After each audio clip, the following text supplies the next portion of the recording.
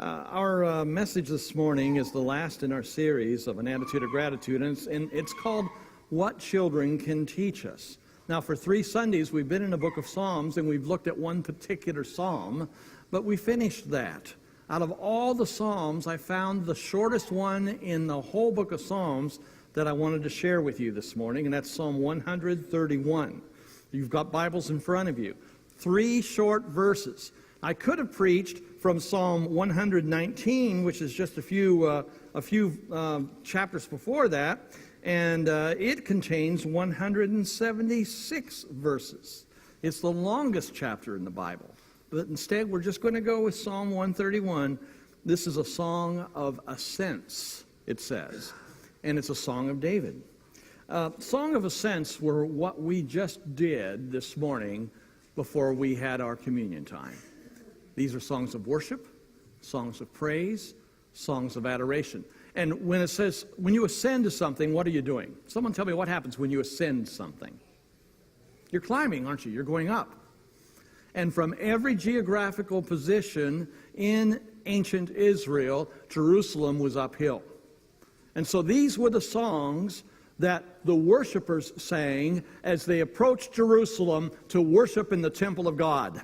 So anytime you see a song or a psalm of ascent, it means going up to meet the Lord, going up to worship. And so it's just a neat little side note that helps us to understand how important these psalms were. These were the ones they sang. They were the familiar tunes. They were the choruses. And they would sing them again and again and again and again. Some are longer than others, but here we have in the middle of these songs of worship, these songs of preparation of the heart as they approached the city of Jerusalem, the holy hill of God. Here we have 3 short verses. Psalm 131 says, "My heart is not proud, Lord. My eyes are not haughty. I do not concern myself with great matters or things too wonderful for me, but I have calmed and quieted myself. I am like a weaned child with its mother. Like a weaned child, I am content. Israel, put your hope in the Lord, both now and forevermore." And for us, the ones who have received all the promises and all the blessings of Israel through Jesus Christ, David is saying the same thing. Church, put your hope in the Lord, both now and forevermore. This is the final in our series on an attitude of gratitude. Now, once again, the holidays and the holiday season has rolled around, and I don't think any of us can ignore it. But even as we leave the 4th Thursday of November behind us, with its penchant for parades and for football and for overeating, I need to remind you that Thanksgiving is not over. It's not over. To get through the oncoming rush of December, we cannot leave Thanksgiving behind. We need to take it with us. You know, kids can be wonderful teachers. And if you look at this psalm, there's some references to children in these 3 short verses. They can be wonderful teachers. Their level of faith, wonder, and awe cannot be left behind either. We cannot say, all right, I've got to get down to the nitty-gritty of Christmas. I've got to make sure that everyone's got the gifts they're wanting. I've got to be sure we have all the events mapped out. I have to be sure that we have the right people at the right places and we have the right food in the house and we're going to go watch the right movies. I've got to make Christmas happen. We don't make Christmas happen. God made Christmas happen. And we need to remember that. We simply need to have some childlike faith, some childlike wonder, and some childlike awe. Recently, I asked some parents to share with me on Facebook some of their kids' observations about God and about church. Here are a few that I received. Mary Beth Metz, whose son, Cameron, was a star basketball player for the Lake State Lakers, said this. She said, "From one Sunday morning during the church service, my oldest son, who was about 4 years old at the time, heard the pastor refer to Jesus' death. Jesus died? He shockingly questioned me. I whispered, yes. But before I could explain any further, he said, did he smoke? Mary Beth also said, while learning a children's song that proclaimed that Jesus holds us in his arms and will never let us go, one of my sons said, I know God holds us all the time, but sometimes I just want to get down. Christy Brooking, a friend from Indiana, said, this wasn't my child, but a friend's daughter was asking about being baptized, and she told her mom that she understood that when you're baptized, all your sins are washed off. And then she said, but that means the next person in the baptistry is going to get covered with my sins. And she held off for a while before she made her decision to be baptized. Liz Petrangelo said that when Adam was 4 or 5 years old, we had just finished singing, and the minister walked to the front. Now that's here in this church. And Liz said that Adam said, is that the prime minister? And he was in awe. Now, senior minister, prime minister, two different things, okay? Teresa Petrangelo wrote this. When I told one of our sons about heaven, he was mortified. And he asked if his teddy bear would be there, if his bed and his mama and his daddy and his favorite foods would be in heaven. It took me a while to calm him down and to assure him that he would love it there. Judy Hicks wrote, one day when I returned from a church meeting and was changing to get on with the day, our oldest daughter, who was about 3 at the time, came into the room and asked what I was doing. I replied that I was changing from my good shoes into my other ones. And without skipping a beat and pointing to my tennis shoes, she said, oh, are those your naughty shoes? Linda Robinson said, at our Catholic school, on the first day of school, the priest went from one classroom to the next. He came into my kindergarten class fully robed in white with a gold stole. He was extremely tall and thin. He said a blessing, which happened to be just as we were preparing for snack. The very next day, as we were ready to pray and have snack, a little girl asked, is God coming to snack again today? Dale Hunt said a Catholic friend of mine was at church. He looked over at his young son, who was about 4 or 5 at the time. His boy had a rosary in his hand, and he started swinging it over his head, and he hollered, hold on, Jesus, you're going for a ride. And finally, Billy Eames wrote this. One of my boys once got very confused about the Christmas story. Mary had Jesus? Was that after she had the little lamb? Innocence. You know, sometimes those innocent days are days in which we're not afraid to ask a question. And even if it causes people to smile. Psalm 131 reveals some important qualities of childlike faith that we need to retain all year long. In verse 1, we see we need to have an attitude of humility. My heart's not proud, Lord. My eyes are not haughty. I do not concern myself with great matters or of things that are too wonderful for me. Now, some people might think, okay, David, sounds like you're bragging there. You're saying, God, it's hard to be humble when you're perfect in every way. But that's not what he's saying. It's helpful to know that in the Old Testament, the word proud is actually translated from the Hebrew word high. My heart's not high. You're high, not me. You are the Most High. You are on the throne, not me. And it simply meant that we need to get off our own high horse when we come to worship. My heart's not high because you're high. You're the one that I follow. Well, it may be true that the meek will inherit the earth. It doesn't seem to be happening around here these days. We are proud. We are haughty. We do have this penchant to want things. We have just gone through pre-Black Friday, Black Friday, Small Business Saturday. And everyone tell me, what's tomorrow? Cyber Monday. We know it, don't we?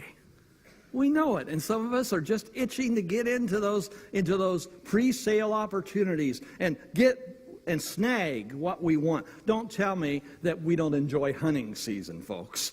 It may not be deer we're after, but it's stuff sometimes. It's all about having more than we need. There was another minister who said he had a friend who said he hates Christmas because giving gifts has become a game in which our love is measured by how much we spend. How many news stories have I seen this week about how much money is going to be spent? And it's a sign of a good economy. It's the sign of prosperity. It's a recovery for the big box stores, for the brick and mortar buildings, for employment. Well, those things might be important, but they're not the most important. It's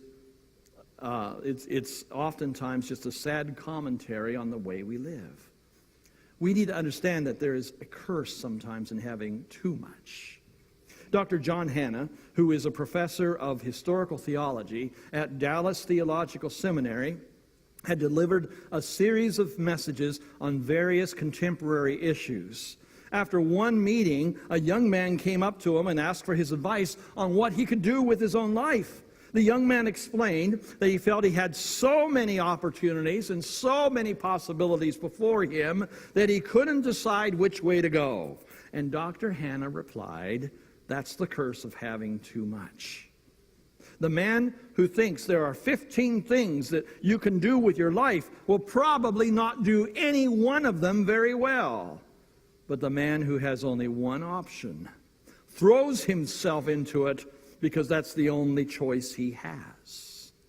And Dr. Hanna went on to say that for most of his own personal life, his options have been limited, and that's why he was a happy man.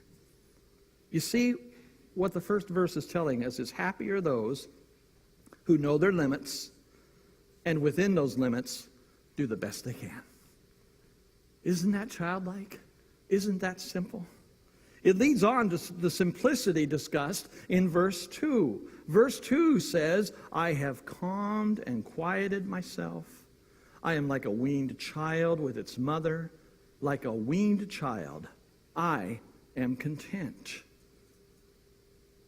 There's a quality in simplicity. And in simplicity is something that doesn't seem to be practiced very much during the holiday season. We want it complex, and we like it complex, and we don't think it's really Christmas unless we're running a mile a minute. The picture that David paints here, though, is one that a mother can understand. A newborn looks to his mother's breast as the one source of nourishment. There is breakfast, and there is lunch, and there is supper, all coming from the same place. And when the baby's hungry, he cries, and mom knows exactly what to do to calm that baby. Her milk satisfies him, and he goes back to sleep. But the day comes when that baby has to learn to take a bottle.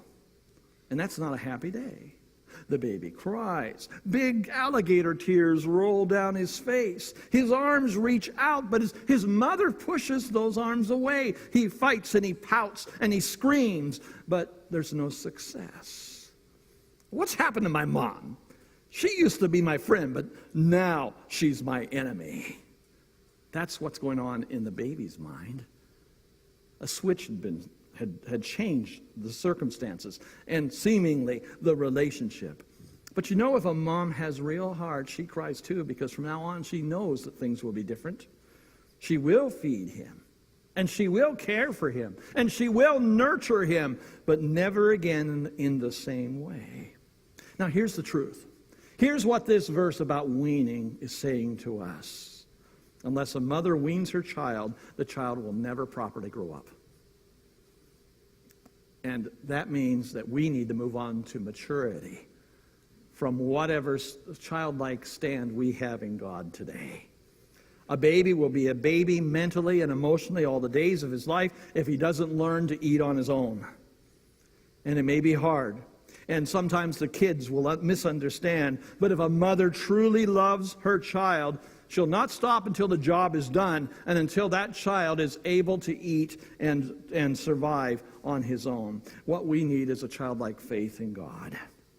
We need to be weaned from those things that are holding us back from being spiritually mature.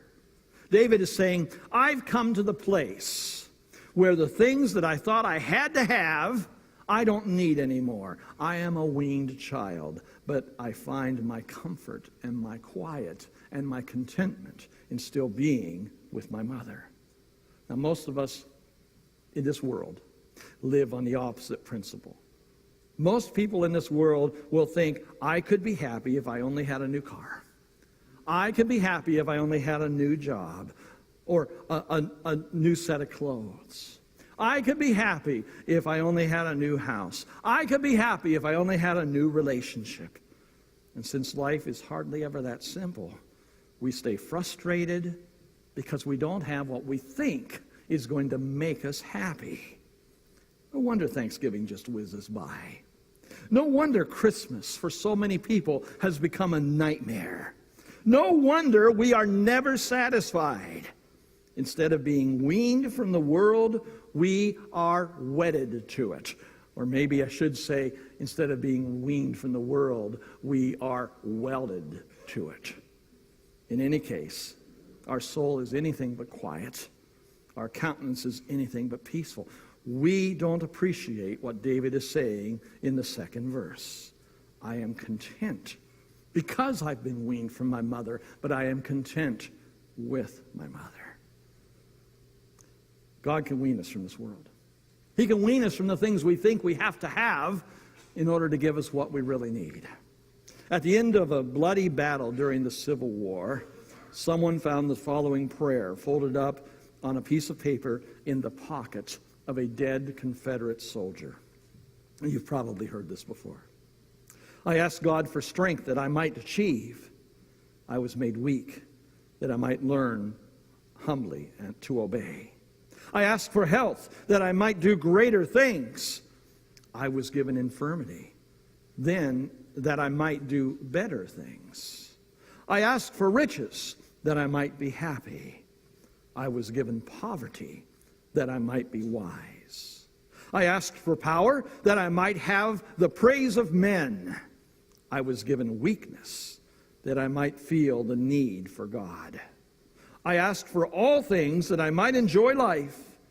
I was given life that I might enjoy all things. I got nothing I asked for, but everything I hoped for. Almost despite myself, my unspoken prayers were answered. I am among all men most richly blessed. There's a great advance in our spiritual understanding when we can say, I got nothing I asked for, but I got everything I hoped for. That's what simplicity in God is all about. And so we move from humility to simplicity. And finally, in the third verse, we see the principle of integrity. Israel, those who follow the Lord, put your hope in the Lord, both now and forevermore. The concept is very close to the word confidence when we look at the word hope. Put your confidence in the Lord forevermore.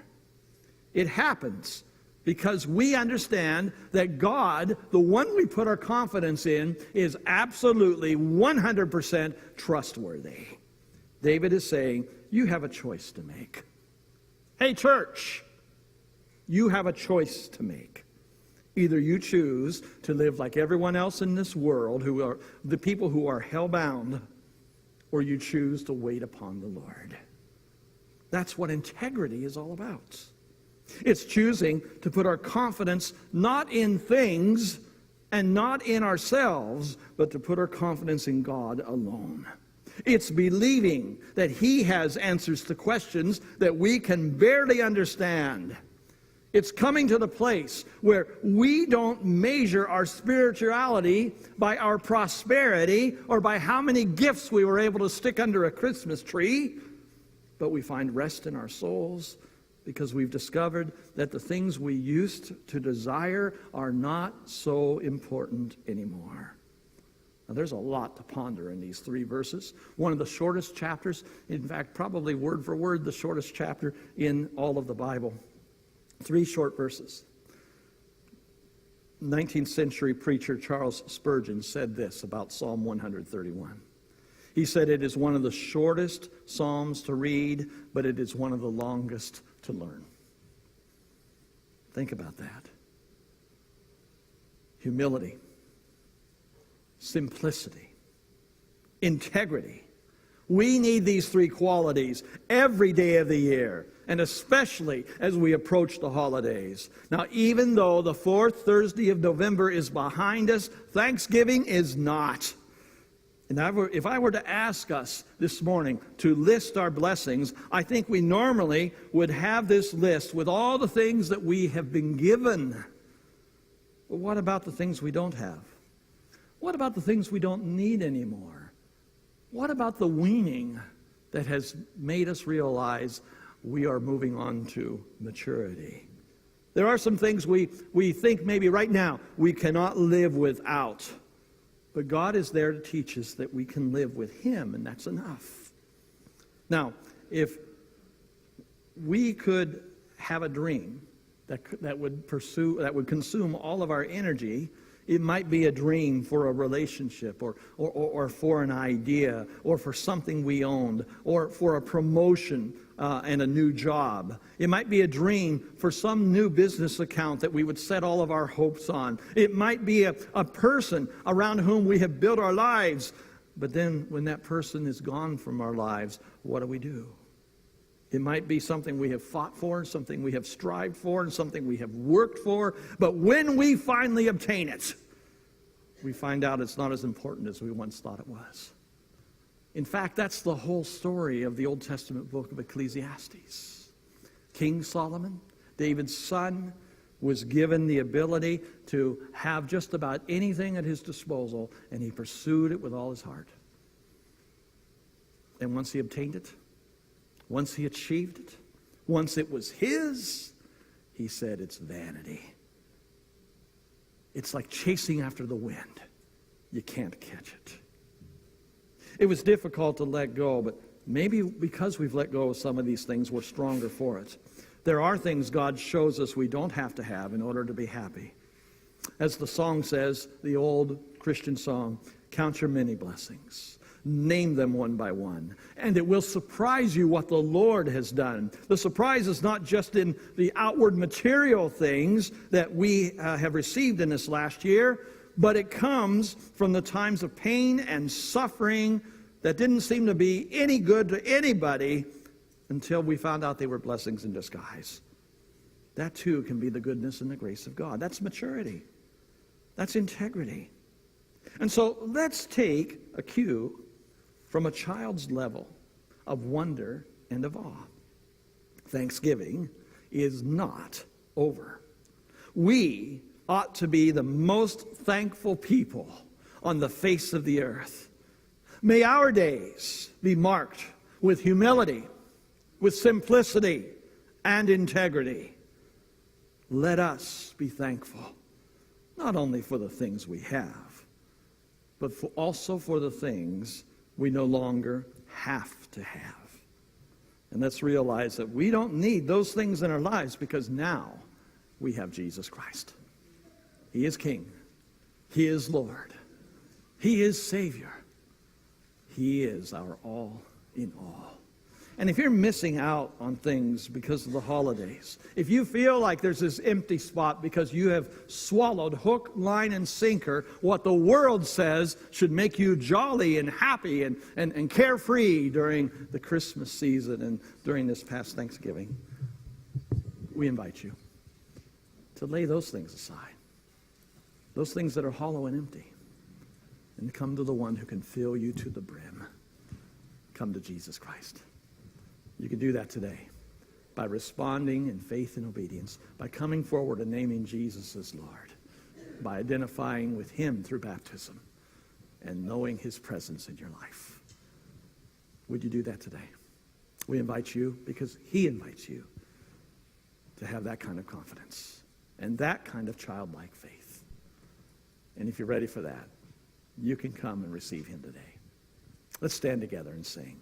If you're ready to come to Christ, we invite you to step forward now.